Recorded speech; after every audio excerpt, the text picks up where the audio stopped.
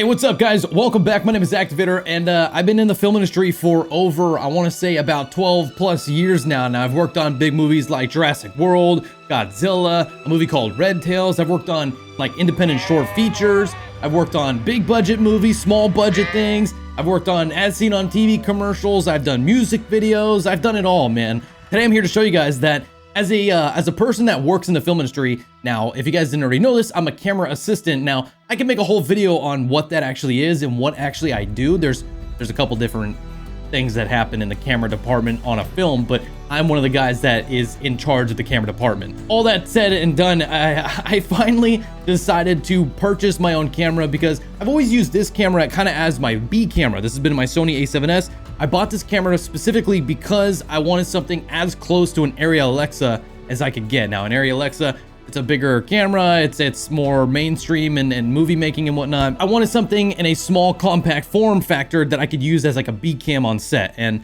the Sony a7S, back when it first originally released, had that opportunity to it. I ended up having to get a recorder for it to get 4K out of it, and yeah, things progressed, and now you got all these different kinds of mirrorless cameras out there, but that's all besides the point. I wanted to get a camera that kind of blends in between both worlds. Now, the camera that I have here today that I'm going to show you guys is called the Blackmagic Pocket Cinema Camera 6K. There's some, goods and bads with it, but for the most part, I wanted to get myself a camera that's not going to break the bank, that I can already use lenses I already own, and performs great in most aspects of the image. Like, it all comes down to the image and what the sensor can do for you to get the best image out of a camera. Now, me being a snob when it comes to quality and whatnot, I have been searching for months.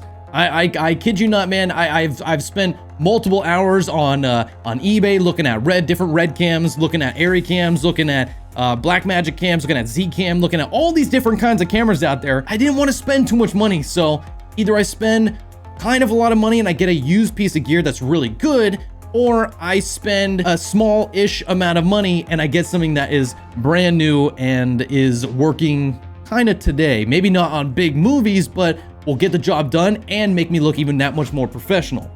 For me, it's not all about the camera, it's more about the image that is presented to the camera and with the sensor and what comes out of it. This video is mostly to cover that I got this camera, and I'm gonna show you guys all the little bits and pieces I got with it to build up my own personal little cinema package, which I'm still working on, so there's still more stuff I wanna get. I wanted to show you guys that I got this thing, and I might be switching out the old Sony a7S to get ourselves a nice little 6K camera as opposed to this 4K/1080p camera.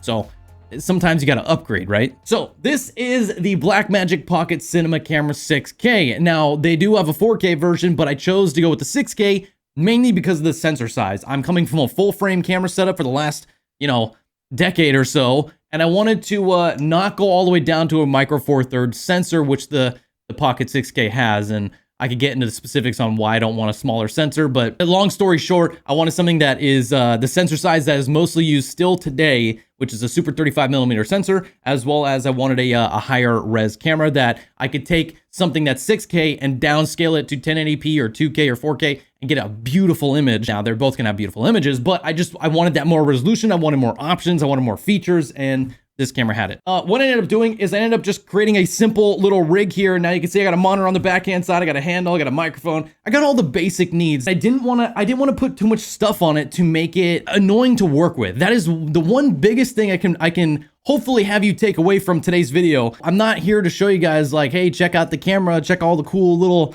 shots I got and stuff, although I will have some footage for you guys later on, not in this video. I kind of just want to show you guys how I built up my Pocket 6K as a camera assistant that works in the professional industry, and kind of show you guys what what kind of a budget system is. I'm just going to go through it right now and break down every little bit and piece of gear that I have on this thing. So I'm going to break down what we actually got going on here and why I got it this way. So I want you to know that like this camera is actually pretty small, and I can configure it to make it like a run and gun type situation. Now, the cool thing about this small, simple camera setup is that it's so easy to use, and that's what I really wanted. I want something that I could like quickly set up some settings and just go. And that's always really key with me and how I like to work. Now, when I'm on set, everything is very much like set the camera up, dial in your settings, set the lighting, set everything else, get a camera move, in a position and rehearse the takes and all that kind of stuff. But I wanted something that I could just simply run and gun like a documentary, but with the cinema quality to it using the Blackmagic sensor and getting nice raw images out of this thing. Although for lately I've only been using the smallest 6K files from this thing, and it's been looking phenomenal. Let's start with the main thing, is the body. Now the body is in the shape of kind of a mirrorless camera, DSLRs and all that kind of stuff, and that's my biggest turnoff, is I hate the style of this. I hate the body shape of this. As a camera assistant, as a camera tech nerd kind of a thing, I effing hate this, dude. I think it's so stupid, but I can make it work. It's totally fine. It's nice to be able to hold this in one hand. If I didn't have a top handle, I could still hold it and still like maintain something out of it, but yeah, you know, whatever. The next step I had to do is I needed to get a cage for this thing. Now, a cage isn't really meant to like protect your camera. It's meant to like give you options, as well as kind of protect it, giving you options to mount things to your camera. And you can see I have all this different like bits and pieces on here. It's mainly just to provide you a means of putting stuff onto your camera to make it functional for you. And so you can see that there's all these little like screw holes and whatnot in the top side. They're all 1/4 20. Now in the industry, we always use 1/4 20 or 3/8. You can kind of see on my little top handle here, and let's get into that. So we have a top handle, and this top handle is coming in from Rig.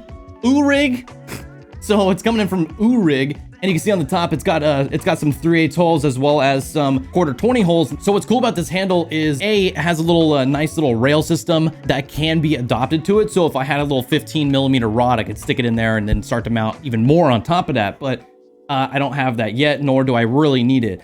But it also comes with a nice little Allen key to be able to mount and dismount items from my camera onto the camera. So that's pretty cool. It's nice and simple. It has a little NATO rail kind of system here to be able to just attach it and detach it really easily. And it's really nice. And everything's made out of all this like really nice, just metal. It just feels nice, it's lightweight, and everything about it just feels really slick and just like, it's just good quality. Next up, we have a couple other mounts and brackets here. You can see we have a little, we got a little Samsung T5 drive over here. Now, when I bought this camera, I actually got a deal where I got a T7 drive to come along with it. And I was like, oh, cool, it comes with a drive. But the T7 drives from Samsung don't actually record on this camera very well without it being in a very lower resolution. So it couldn't keep up with the media that's coming out of this bad boy. So this is the hard drive of the camera. So it comes out of USB Type-C to USB Type-C on the drive, and records all your media on the side here, as well as I also have in the side a nice little SD card. Now this will also do the same thing, but it can't really get all the way up to 6K, and it can't really do all the frame rates at 6K. So if I need to, in a pinch, get some shots off, and maybe I don't want to have this little hard drive on here, I could still do it and still get some pretty decent quality. Now this camera also does take CFast cards, a little more expensive. I didn't really want to go that route. Maybe somewhere in the future I will if I get tired of the SD card on the side here. So you can see we have a little mount for that hard drive right here. It's from SmallRig, and it's just nice and simple, dude. It's kind of the standard mount that people get on their Blackmagic. It's just to mount your hard drive to the side of your camera or the top of your camera. I chose to mount mine vertical. It kind of just felt better for me to mount it this way. I don't know, I see people mounting it flat. It doesn't matter, man. It comes down to your personal preference. Next up, we also have a little tiny arm here from SmallRig, as well as another piece of gear from SmallRig. That is a little tiny Sony NP battery holder. Now, I see a lot of people that get this camera that end up going V-Lock. Now, V-mount cameras are AB batteries or Anton Bauer batteries. They end up getting these big bulky batteries. They'll mount it to the bottom. They'll put it on a rail system. I didn't want that. I don't want it to deal with having a giant battery on my camera just to add some weight for no reason. It makes it all cumbersome, man. You got to figure out where you're going to put the battery. The batteries are usually pretty ginormous, man. They're pretty big. Now, I already have a bunch of these Sony NP batteries from past pieces of gear and stuff, from my lighting to my monitors to more lighting. I don't know, man. I have all these Sony NP batteries already, so I'm like, I want to use these. So I ended up finding this mount here. And it's nice and simple. All you gotta do is put the battery in, and once it's in there, slide it down, and then on the side, it's got this little button that if you push the button, you can actually see how much bars of life is left on the battery. Nice and simple, man. Also, on the side, I can power a secondary device if I choose to. Now, that only sends out, I think, 7.4 volts, and on this side, it's 12 volts. So I send the 12 volts to the Blackmagic Pocket Cinema Camera, and it's a little 2-pin LEMO that just goes right into the side of the camera here, nice and simple. These batteries are great. And they're pretty cheap, and you can just get a plethora of them. And that's why the newest Blackmagic Pocket Cinema Camera 6K, the Pro, actually that these are now the default batteries for that camera. Now, the camera does have its own internal battery system, so you can actually get these little LPE6 batteries. Now, everyone will tell you on the internet that these things are trash, dude. These don't last very long, and they totally don't. It's like maybe 10 to 30 minutes max, and that's like standby time and recording time, yeah, combined. So they're not great, but they get the job done. But what I like about them is I have this in the camera, so I can hot swap my other batteries. So if this is always in my camera, I never have to power down, switch a battery, and power back up. Now, the boot up and boot down time of this Blackmagic is super good. It's not even a big deal. So it is nice to know that I can hot swap my Sony MP batteries because this is inside my camera already. So it's always being powered, even if I pull out the other battery. So that covers how to power it, how to get the media. We also have some little other things here. I do have a little Rode microphone, which I've been using off and on every now and then. Now, it's not the best microphone, but it was pretty cheap. I think it was like 50, 60 bucks. And it just sits on the top here just to give me some kind of audio. You can record audio with this camera. There is actually 2 speakers right on the front. I don't know if you can see that, but there's one on here, and there's one somewhere where my my other finger is. So you can get yourself a little stereo audio. You can also set it to record using some of that audio as well as your microphone. You can do multiple sources of audio. Pretty freaking cool. So on the bottom, we do have a little base plate, and that base plate is kind of universal. I think Manfrotto has it, but this one's from Newer.